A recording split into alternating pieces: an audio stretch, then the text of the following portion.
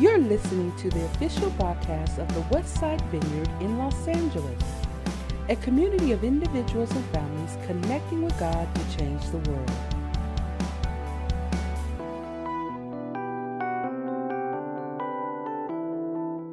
As was mentioned, for those who are newer, just inviting and welcoming you into a focus that we felt led to take up this fall, which is making relationships work, love, sex, and marriage.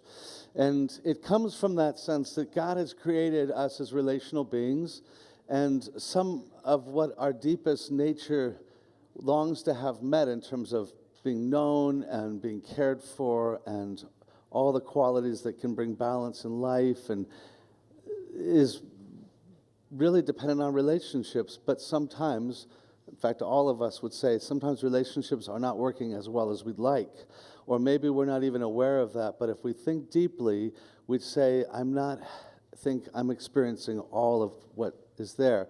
And so we ventured into this series, and last week we began to engage in the idea that how do we deal with our differences, or which is a nice way of saying how do we deal with conflict, but it just sounds better, dealing with our differences because we are different, and so therefore we're inherently going to have elements of conflict. And beyond just differences, as we started noting last week, God really cares about and understands that we live with an inherent level of conflict, and really a difficult one, maybe more difficult, maybe more avoided than we even are aware of.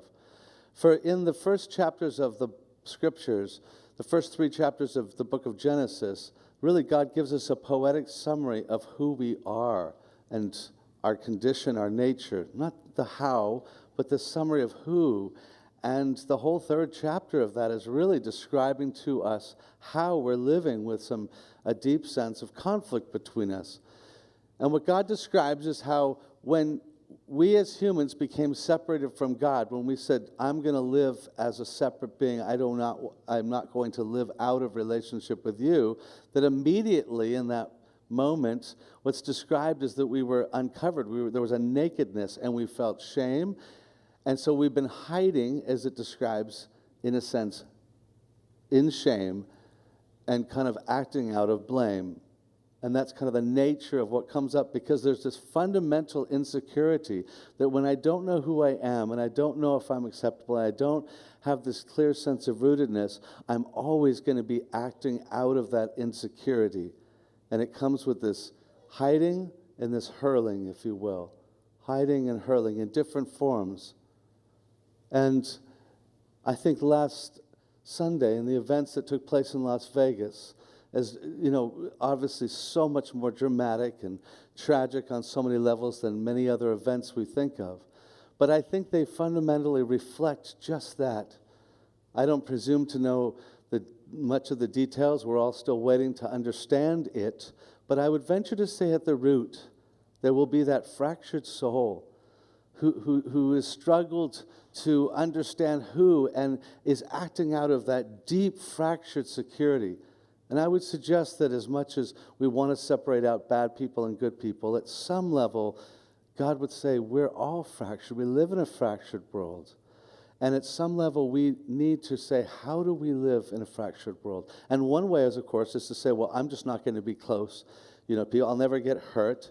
And we kind of have a hard time knowing how to be close to someone. But the truth is, you can never be meaningfully connected without the potential for conflict. You just can't. C.S. Lewis described this very beautifully in these words that I invite you to follow with me, where he said in his writings, he said, to love at all is to be vulnerable. Love anything, and your heart will certainly be wrung and possibly be broken. If you want to make sure of keeping it intact, you must give your heart to no one, not even to an animal. Wrap it carefully round with hobbies and little luxuries. Avoid all entanglements. Lock it up safe in the casket or coffin of your selfishness. But in that casket, safe, dark, motionless, airless, it will change. It will not be broken. It will become unbreakable, impenetrable, irredeemable. The alternative to tragedy, or at least to the risk of tragedy, is ultimately damnation. The only place outside heaven where you can be perfectly safe from all the dangers and perturbations of love is hell. And I think Lewis is understanding that if we choose to go the route of saying, I will never have my heart open to anything, people or God, and they kind of connect, we will find ourselves living in the outer darkness of life with God and with others, and there's ultimately that separation. And we have to realize that what we need to do is understand how it is that we can engage in a world in which there is conflict, there is discomfort, and to avoid it is not the answer. And this is to what Jesus spoke of. When Jesus starts to say, this is how you live when God is reigning and ruling, in what was known as the Sermon on the Mount, and Jesus says these words where he says, blessed are, and he names these qualities that we ought to live out of. And they were very countercultural. And he said, blessed are the peacemakers, for they shall be called the children of God. And with those words, there's a bit of a shock that kind of probably rang out. Everything he said seemed a little out of place, but he is making a call to you and I that as we align and give ourselves to God, this is how we live. We live as those who are peacemakers. It's a calling to us. And I want to note quickly a few of those qualities, lest we miss them, so that we are clear that he is calling us out to be different and to be those who are peacemakers. And the first of those is this: the peace is not that which flows from weakness, but of strength. Very clearly, Jesus understood that he was in the midst of a culture that understood making peace as weakness. He knew that. It's not just something that's a part of our culture. We think of peace as, well, that's kind of for the weak. It's kind of vulnerable to be into peace compared to being into strength. Jesus understood that. He was saying this in the midst of a culture that was living out in the Roman Empire. An empire that anybody who dared to stand up to it, it would just show its force. Force wins everything. You're a fool if you don't join force. It's the only thing that matters. We'll crucify you if you don't. And it's into that Jesus says, be peacemakers. Because Jesus understood that all the force of the universe is in the heavens, that there is more force in the heavens than Rome would ever know. But there is a greater force than just mere physical force. It is the force which can reach beyond. It's a force of love. It's a force that can make peace. And Jesus understood it actually takes greater strength to exercise making peace than it does to have conflict. Conflict is easy. Don't do anything and you'll have conflict. But to actually pursue peace was greater. And he understood that because heaven was doing its greatest act in him to make peace with us, to reconcile with us. And there's a point in which Pontius Pilate, who is like the local ruler, if you will, on behalf of Rome in the area, and Pilate is trying to wrestle with understanding this because he's like, do you understand I have all this authority? I can decide what happens to your fate? And Jesus says, no, you can't. Actually, nothing happens. It's not from my Father. And he says, finally to him, do you understand that no one takes my life? I give it. And that's the call of peace, is that I'm willing to give, not have something taken from me. I choose it. And when you choose to make peace, you have greater strength than anyone who's involved with conflict.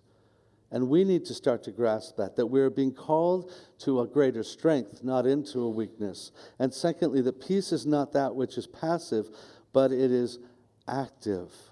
Jesus didn't say, blessed are the peacekeepers. Not that peacekeeping isn't good, and there's a role for that. But he said peacemakers.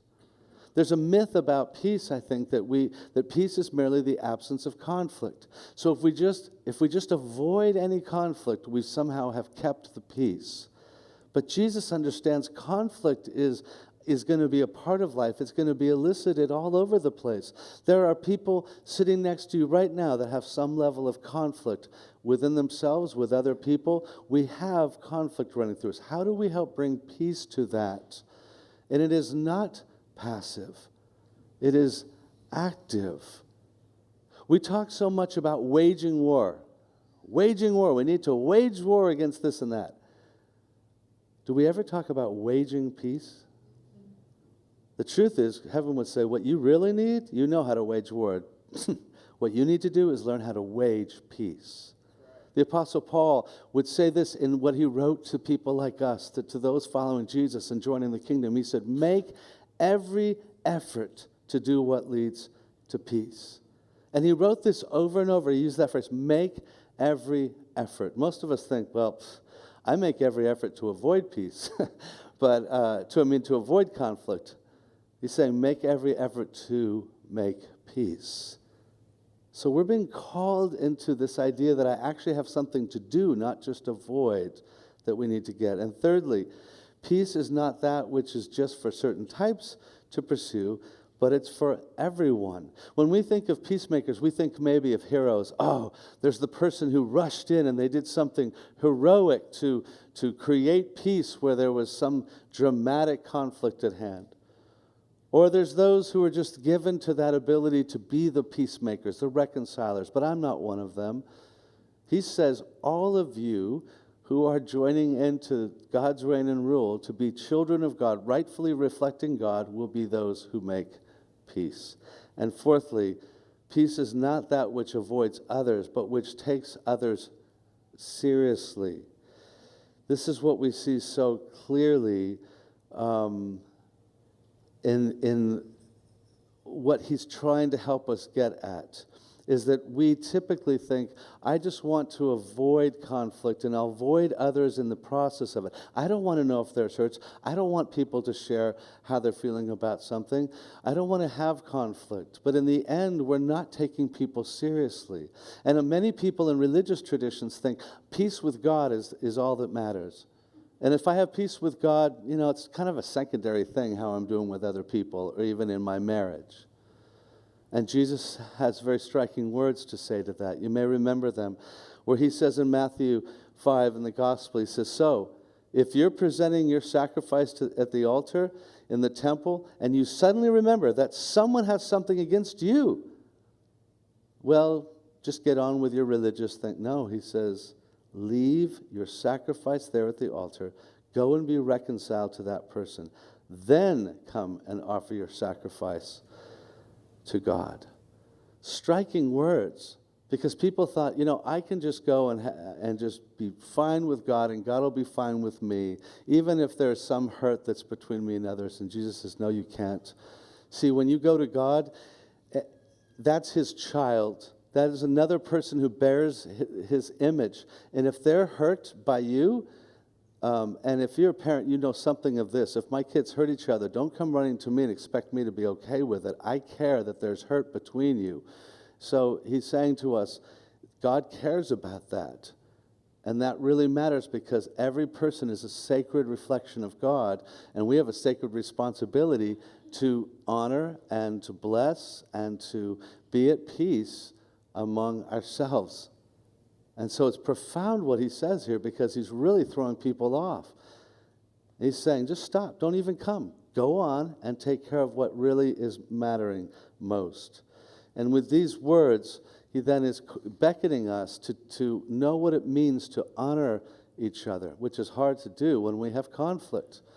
And so the question is, how do we do that? And I want to I'm going to run really fast through a number of steps, most of which are fairly common. I'm maybe saying them slightly different, but things that we're familiar with that can help when we're trying to resolve conflict. But I want to encourage you to realize that there's a big difference between saying that's a good reminder of some things and actually saying, I need to change some things. And I would suggest to you that all of us, each of us, we could all identify out of these 10, at least one and probably 3 that are really where God would say, you don't do that easily. That's not probably something that you're doing well yet. And so I would encourage you to think most about which one of these might be ones that you really realize my life with other people would be served well and their lives would be served well if I was able to do this better, and I need to push myself. If you're married, you probably easily identify 3 because the intimacy of marriage brings this stuff up. But if you're not married, you also have plenty of relationships, and I think you'll identify at least one that you could say, that's probably the one God would say I don't do easily and I need to focus on. And I would encourage you to leave with a sense of what that is. So let me move through them quickly. Number one, the first thing as far as engaging, how do we make every effort? What do the efforts look like? One is be timely. Initiate in a timely manner with mutual considerations for the time and the place to process things. We notice what Jesus says in his words. He says, go. He doesn't say, when you realize that there's hurt, I want you to kind of brood over it. I want you to think about it. I want you to ponder it. And then see if it doesn't go away. He says, go. There's this immediacy that comes. And you can tell that's a striking part of what he's saying. And I think it carries over into what the Apostle Paul says when we read those words in Ephesians that some are familiar with, where he says, if you become angry, don't sin. Essentially saying anger is not a sin. Anger is just a natural defensive emotion when we feel threatened. But it can lead to sin. So he says, don't let the sun go down on your anger, or resolve your anger before the sun goes down, lest the enemy of our souls can get a foothold into our souls. And there he's saying similarly, there's something about timeliness. That's going timely makes a difference. And I can just ask you, what happens if we're angry? What tends to happen if we don't go in a timely fashion? Resentments grow. What else? It broods. Is that what you say, it grew? Yeah. Something grows in the heart. Resentments, and we become more self-righteous, and we become more alienated, and our hearts get hardened, and our hearts get proud, and all of this grows. That's what happens. There's a distortion usually too. Like if I go immediately, it's like, when you did that today or yesterday, I can stay pretty clear, but you notice what happens if you wait a long time? Pretty soon you're talking about, it's all gets distorted. Like we're trying to share these details. It's like, that's not what I said. And that's not exactly the way it took place. And I think it's been growing in your mind, because it has been, and it gets distorted. So going timely makes so much difference in terms of the way that we work things out. And I want to note that it's a principle in terms of not letting the sun go down on your anger. That's Jesus' point. He is not suggesting to us that we always should reconcile everything before the sun goes down. Sometimes that will go very poorly for us. If we say like, hey, you know what? At 5:30, we got to have this thing resolved. Because that's not the point. And in fact, what we need to do is that we come timely, but with also an appropriate, mutual, thoughtful way in terms of the time and place that we expect to be able to talk about something. How many of you are morning people here? Morning people. Come on, proudly raise your hands. You've been up since like 5, How many of you are night people, evening people? That's when you go, wow, this is the evening, of course, You guys are here 11. It makes sense. Now, in a marriage, it's interesting that oftentimes in a marriage couple, there'll be a night and a morning person. And this is where I hear constantly that this becomes an issue, because morning people are like, come on, let's get this up and let's get talking. The night person's like, are you kidding? Don't talk to me till I've had 2 cups of coffee and it's like 11. And then vice versa, people say our difficulty is when there's tension, they want to talk at 11 p.m. And the morning person's like, I'm done with my day. This is not going to go well. So the point of that is to say, be timely as a principle, but also be appropriate in the way that we say, look, the time and the place to discuss this needs to be something that's mutual, something that's going to serve us both, something that understands those limitations. Secondly, be timely. Secondly, be direct. That is, avoid triangling in other people. Be direct. Why should we be direct with someone? Why not talk to other people instead of talking to the person? Why not?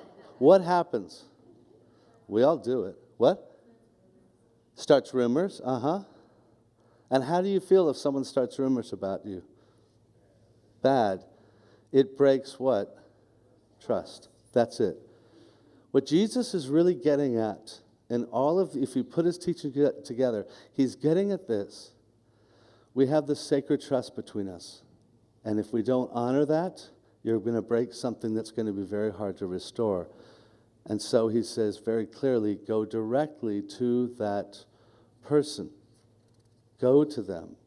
And what's interesting is you'll find out that what he puts together is this, and he does it in a few teachings. He says, go and take initiative to go, then go timely, go directly, and only involve other people when it's appropriate. Appropriate people if needed. And here's the interesting thing. If you put those together, they're all about honoring each other as being a trustworthy person. When we don't do it, and all of us have violated this, every one of us has at some point spoken to somebody else, taken too much time. When we don't, we violate trust, and it's pretty significant.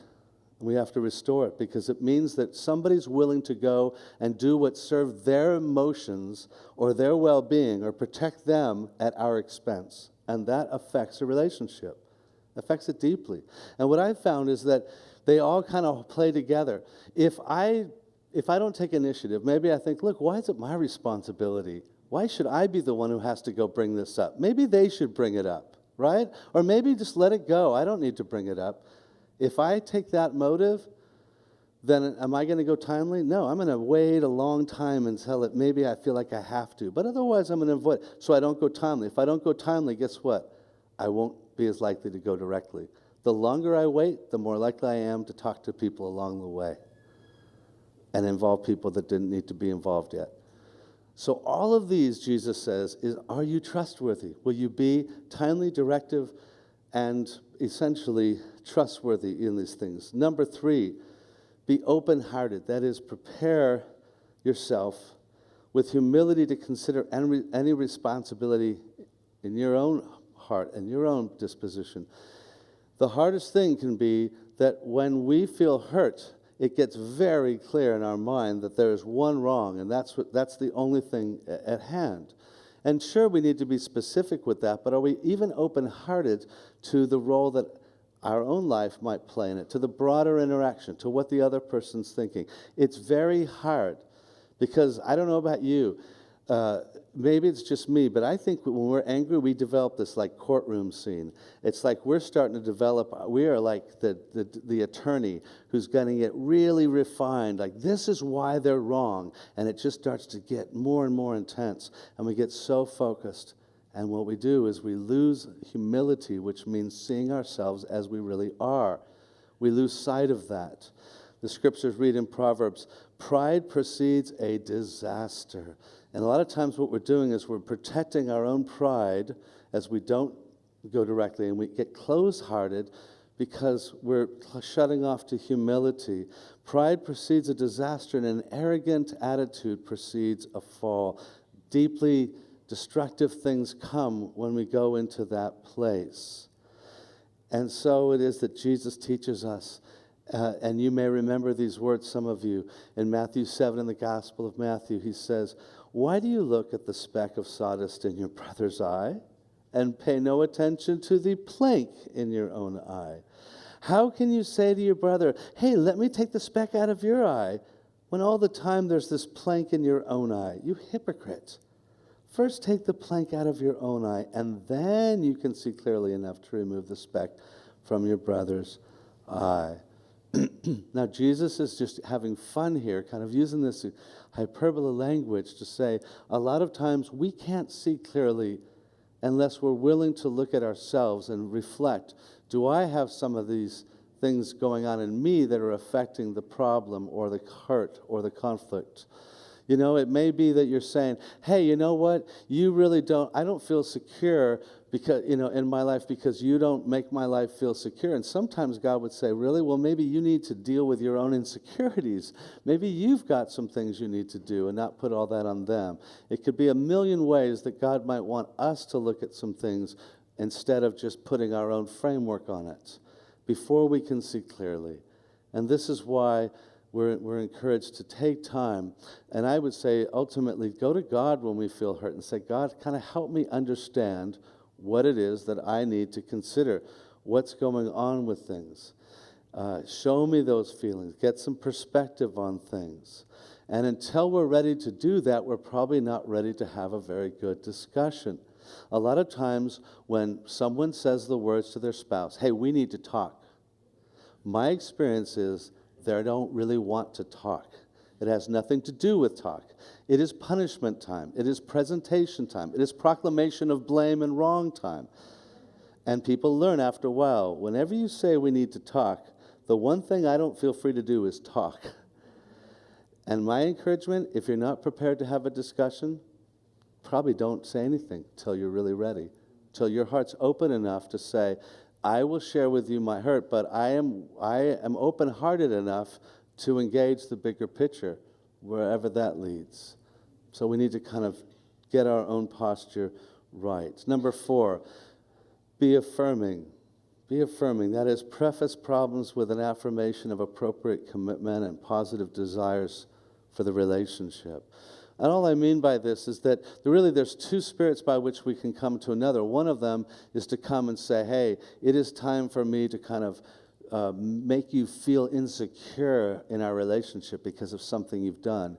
And that's a very different spirit than coming and saying, you know what, I want to say to you, I want to help root this security, because remember, the problem is insecurity. I want to say, look, I'm committed, and I care.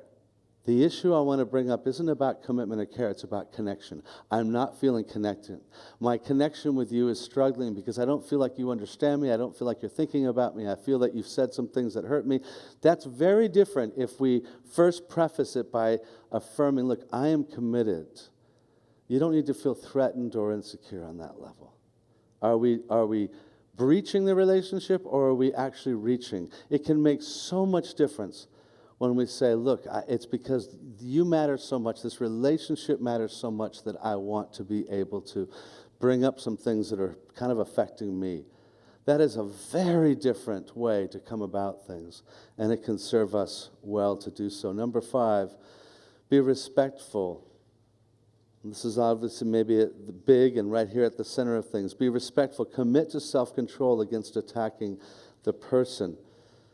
We live in a culture that uses words like clubs. And I think we need to kind of stop and realize that, because our culture would tell us to be proud of that. If you can rip somebody with your words, man, you're good. We would look at cavemen using clubs, and we would say, how barbaric. And I find that ironic, because we use words as barbarically as anything else. And they may not have violence against the human body, but they have violence against the human soul. Words can be violent. They really can. Violence against another person. And we need to at least stop and be sobered by that and take some responsibility for that. Listen to the words again written by the writer of Proverbs, who says, reckless words pierce like a sword, like a weapon, violently. But the tongue of the wise brings healing. Gosh, so many of us would do well to just put that up somewhere and just think about the power of our words. They can be reckless, thoughtless, because we don't really care about what we say to others, or we can be so thoughtful that we'll sense that God is able to do and has something for us to bring to bear that can bring healing. And when we hold those two, every day changes, every interaction changes. And I would encourage us to think about those things. And it's not easy. It's not easy. In a lot of ways, we can become, a lot of us feeling very safe with somebody when they act that way. And next week, we're going to look at, what does it mean to be safe, emotionally safe as a person? It's a very good question to ask. I'd ask you, are you safe? That's a question we're going to start taking up next week. But just now, I just want to note a couple quick things that can be helpful here in terms of just basically being safe in terms of respect. Some things to avoid. Number 1 would be avoid aggressive volume and tone that really kind of says, I'm here to attack, and can make one feel uncomfortable and unsafe. Secondly, avoid harsh language. Thirdly, avoid absolutes or exaggerations. Some of you know them well. You never blank, blank, blank. You always blank, blank, blank. I remember the first time my wife said, I feel like you never compliment me. I'm going, I remember when I complimented you, and it's like I'm missing the entire point here, I'm bringing up the one memory I had of complimenting her in the last month. Her point was, but because of the language, it doesn't help. Because we're overstating a case, and then we start defending a case. So it helps to avoid you never, you always. And similar to this is avoid labels, where we focus. Labels tend to focus on someone's being, not just their behavior. It's very different to say, when I feel like today I've been doing a lot of work, and I feel like you've been hanging out, and I feel like you're kind of being lazy today, versus saying you're a lazy person. There's a big difference. When we begin to pronounce and condemn someone to our label, it has a huge effect. Or to say, I felt you were cold when you did this, is very different than saying you're a cold person. And so we need to avoid those kind of language because of what effect it has. Another is avoid being passive-aggressive. That is using the silent treatment. Some of you may have some idea what that's about. Or the look. Even my staff would say, they probably would say, I won't ask them, Brad, you have that look. And my wife would probably say, yeah, it's that look where it's like very disapproving or very frustrated or something, but it's not being direct in a way. It's a passive-aggressive way of doing things. But that can also be, there's also the manipulative and sarcastic elements. And one of them is kind of playing the martyr. And it really is a manipulative and unhealthy thing. But saying, you know what, I guess I just don't do anything right. Now, what does that do? And we've all can do that. Well, first of all, I don't really mean it. But you can't counter that because no matter what you do, so it's a crazy making thing to put in there. Oh, I guess I'm always wrong. Not a very helpful statement to make in an argument. Because you don't really mean it. Now, if you could say, look, that's the way I feel like you're always, if you can back up from that, but if you just try to end an argument in that, it does nothing. It's actually very dismissive of another person trying to make a point. And when we dismiss each other in those things, we're doing deep, deep, deep damage. Which leads to the next one, which is to avoid smirks or laughter that doesn't reflect taking the other person seriously. That's the essence of what happens when we don't respect, is we're saying, I don't take you seriously. I'm going to smirk. I'm going to laugh. I'm going to roll my eyes. You got to be kidding. You know the eye rolling, right? You've seen it from someone. You've probably learned it. You got your own version of it. What is the essence of it? Not taking someone seriously. And making it very clear. And it strikes deeply. And it has more effect. And we think somehow it's not violent. It is violent against another soul. And we need to take that seriously and think about how we can be respectful. I think we do well to just think of the words of the Apostle Paul when he describes love. And we read this at weddings, 1 Corinthians chapter 13. It's often read. Love is, and we read that. Just take the little phrase, love is not rude. Just that would do us well. What if I just avoid rudeness? I have a feeling it would do us well and maintain something good in our relationships. Let me go on. Number 6, be exploratory, seek to understand, and by that I mean understand underlying feelings, fears, needs, expectations. As noted last week, we said that, anger is really a secondary emotion. The primary emotion underneath it is hurt or frustration. So we really feel hurt, but I defend my hurt with anger. It's like an emotion that gives me a defense mechanism to say, I will not let you control me or have power over me. And I feel like you just did. And I'm trying to get it back with the strength of my anger. And that's a fine thing to have that defensive reaction. It's maybe protective a bit. But in and of itself, engaging at that level is not going to do anything. It's only kind of an attack mode or defense mode or avoidance mode. But beneath it is always hurt. So if we can say, you know what, I'm really angry, but I think I've been reflecting a bit and trying to understand what those feelings are. I think when you did this, I felt this. When we can start to say, I felt hurt. Or I hear your anger. I hear you're really angry right now, and I feel a little defensive because I feel your emotions right now is kind of up here and angry. I feel a little attacked, but I want to understand what's underneath. I want to understand what those feelings are. you probably feel hurt or frustrated. I want to know how I might have caused that, or, what have you. Can we kind of back off? Because some of the things you're saying are strong, and I don't want to react against. I want to understand. And it changes the entire discussion. It allows us to come and really engage what matters. So let's say that somebody in a married couple, and one of them went and spent some money without discussing it. The other person might say, hey, I'm just really angry that you spent this money. You went out and bought stuff. That's just so wrong. Why? Because now you can talk about you can talk all about the purchase, but what's beneath it? It could be a number of things. It could be that, you know what, I am feeling insecure financially because you continue to make decisions we can't afford. And it's tapping into, like, you don't care about any sense of security. We're going to be in trouble because of this. So it could be, I feel like you're not caring about my sense of need for some healthy security and planning.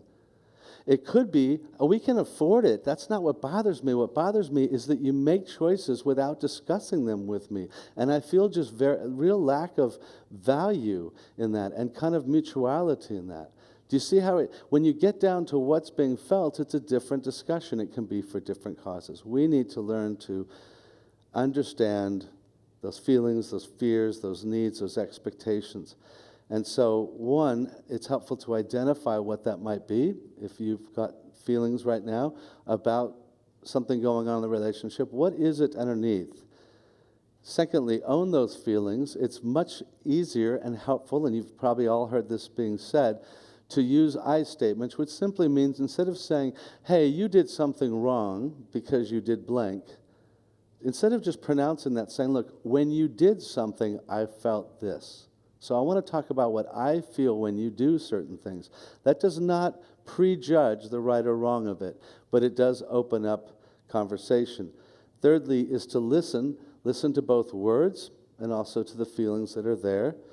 And fourthly, identify what each person's feeling. It can really help if you, let's say, using the example of talking about some purchase, it can help if one said, you know what, this is what I feel when you make that purchase. But now that we've talked about it, you feel that you don't have freedom to make purchases, and that's something that you really value.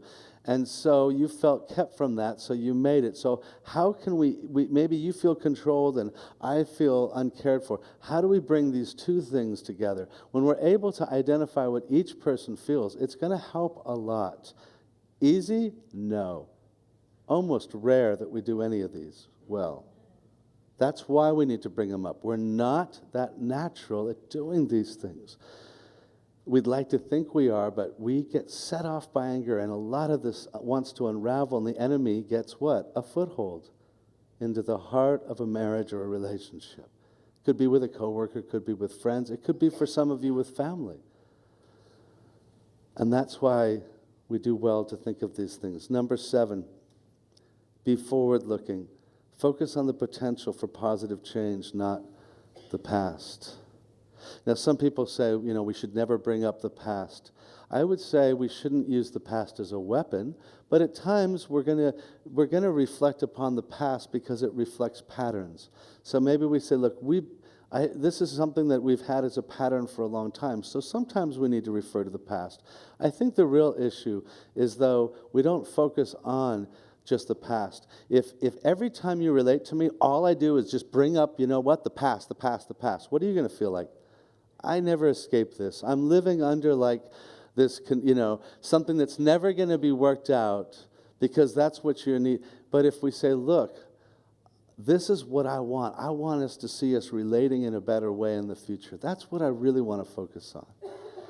That is what so many of us need. That's an invitation towards something good, towards something of what God has, which leads to the next point, number 8, which is to be balanced. That is, include positive feedback whenever possible. For a lot of people, one of the hard things is we get discouraged when we have something that, so maybe if you're married, there'll be one thing or two that your spouse would often bring up over the years. It might be over many, many, many years, but eventually it gets hard if it's always the negative. You're always this is continually going on. And sometimes we just feel like To talk is just to never be encouraged about anything. And the truth is, we all need to have affirmation when it's appropriate. Have we made changes? Do we say, look, I want to say that you've done some things that are really helpful, and I really want to affirm that. And that's, I wanted to, in other words, I want to not catch you just being bad. Children don't want to be caught just being bad. They want to be caught being good. And the same goes true with our friends. Do we catch them doing good? Do we say, you know what, that was amazing. I thought that was really admirable when you did that. We need to be able to do that. John Gottman and his colleague, they began studying in a way that nobody else has marriages. They kind of created a whole lab where they would videotape couples with permission, and they would come in and do this kind of early work starting in the 1970s. So they did this one with like 45 couples early on, and then followed them up 10 years later. And what they found is that by the end of their research, they could almost predict divorce with 90% accuracy. And one of the top things is they'd go back to the videotape, see who was successful, identify the differences, and they found that the biggest one was the couples who, when they had conflict, because the whole thing they videotaped was them in conflict, when they had conflict, they had more positive elements going on than just negative. And it wasn't that they would sit there in the middle of conflict and say, oh, you're so beautiful. No, but it would be just a touch of the hand, just a little bit of a smile like, hey, I know this is hard, I'm in this with you. There would be some types of positive affirmations, and the ratio is what made the biggest difference. If it's all negative and no positive, it's probably going to be very hard to keep hearts committed to something. We've got to win that out. Number 9, be safe. If you're losing control of your aggression, intimidating gestures, harsh language, etc., don't continue until there is some self-control. It's understandable that for some of us, there's times where we might be out of control. There are some who just say, I don't know, it got over me. I know, I just can't. I just kind of lose it. There's the word we all use. I lost it, So what do we do if we're people who sometimes are going to lose it? Well, we're not going to necessarily always have the control, but what we can do is take responsibility for it and be able to say, you know what? I don't think I am in a good disposition right now. So let's talk about this later. And then, of course, actually follow up, actually do something about it. But that is what helps make us safe, is that we are willing to know when it's not constructive and we care about the person and our relationship safety enough. And lastly, number 10, be resourceful. If an issue remains and is damaging your relationship, mutually commit to getting help. And I think this is where it's really unfortunate from God's perspective that we live in a culture where somehow we've lost the natural sense of where we would just typically kind of normally see ourselves communally helping each other along in life. And as people move forward in relationships or marriages, they're going to seek out and have support.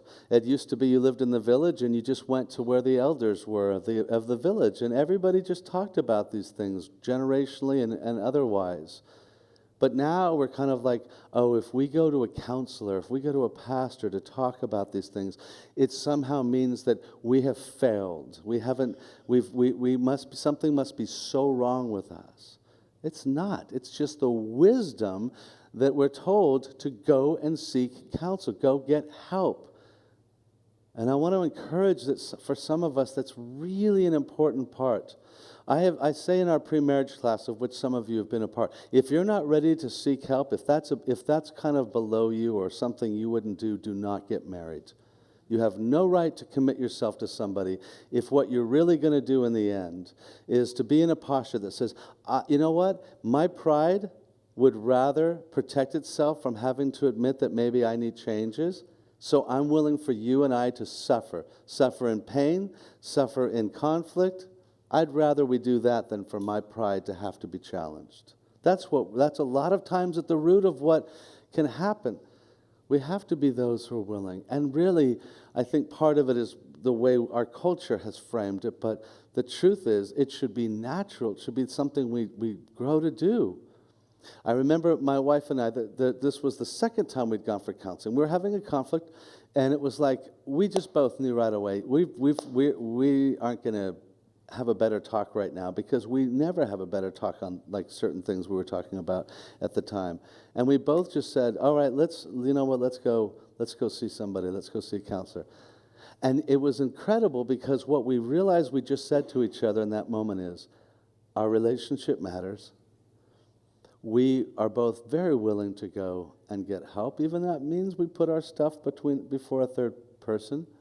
And that message was one of the most important things. And we have found that just that message together, that is so valuable to us.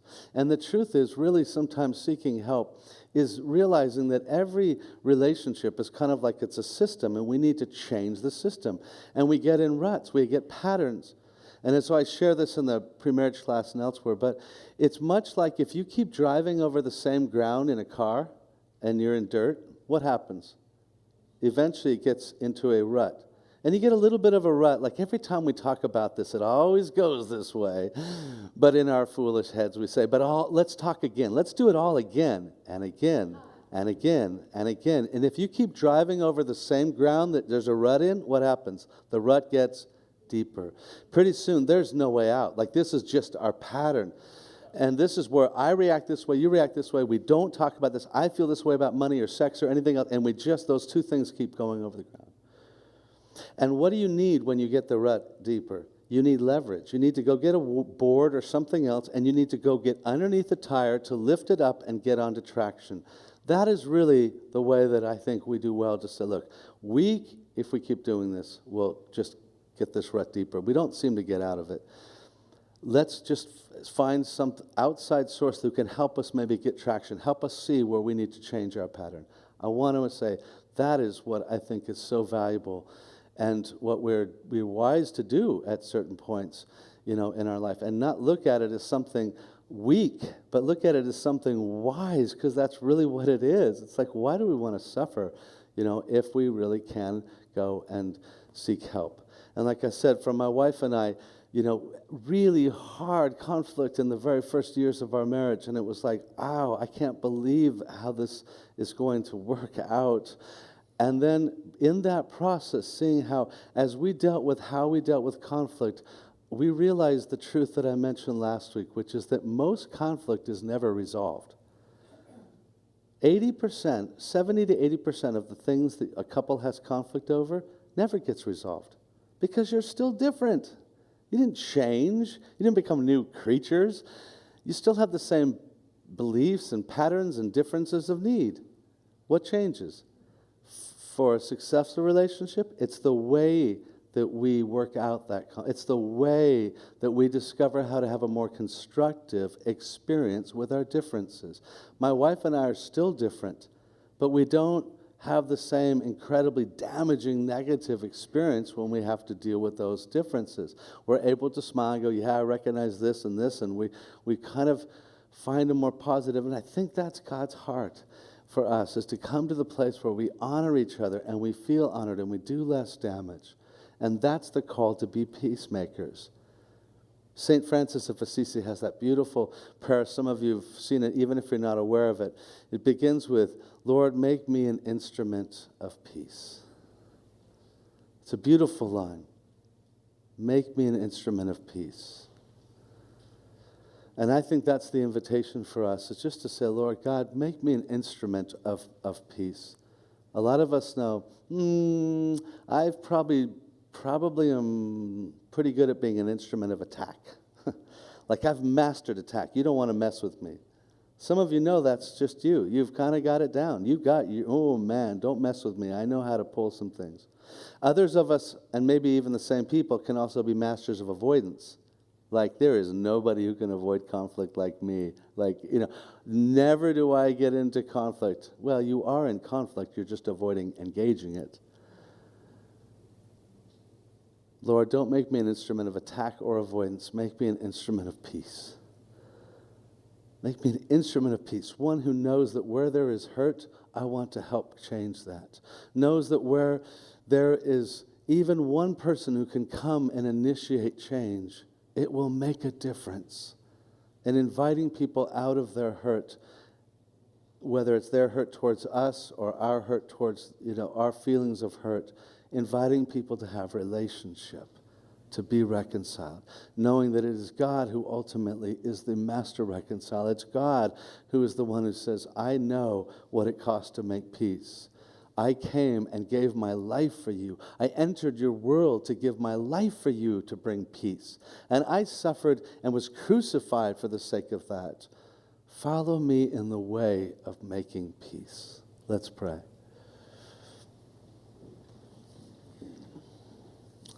God, we thank you that you did, that you indeed, you are the great Prince of Peace. And you have come to our conflicted world, and you didn't just live out of what was fair. You reached beyond fairness. And right now I invite your Holy Spirit to help us, who have been so defined by merely thinking that fairness is the end all, to know that there's something way more profound. It's mercy. It's caring more about what someone needs than what's fair. I pray that right now you would help us to be those now who that we would know that you have come to make peace with us. That Jesus, we could acknowledge that you are the one who's rectified us. You're the one who has reconciled us to be acceptable, because you are willing to take our life, if we'll give it, in exchange for your goodness. And to receive that which is at work in us, including your power to seek peace. We pray that you'd give us compassion. We pray for those of us who are afraid, you'd give us courage. We prayed for those of us who have felt so hurt by family and friends. And we realize there are some things we've really wanted to write off, thinking that we've done some kind of essential rectifying by just writing them off. We pray that even for us, you would help to enlighten us, that we might discover that blessed are those who are peacemakers, for they will be children of you. Let's sing in response together. Let's stand. Thank you for listening to the official broadcast of the Westside Vineyard in Los Angeles. Tune in for next week's message.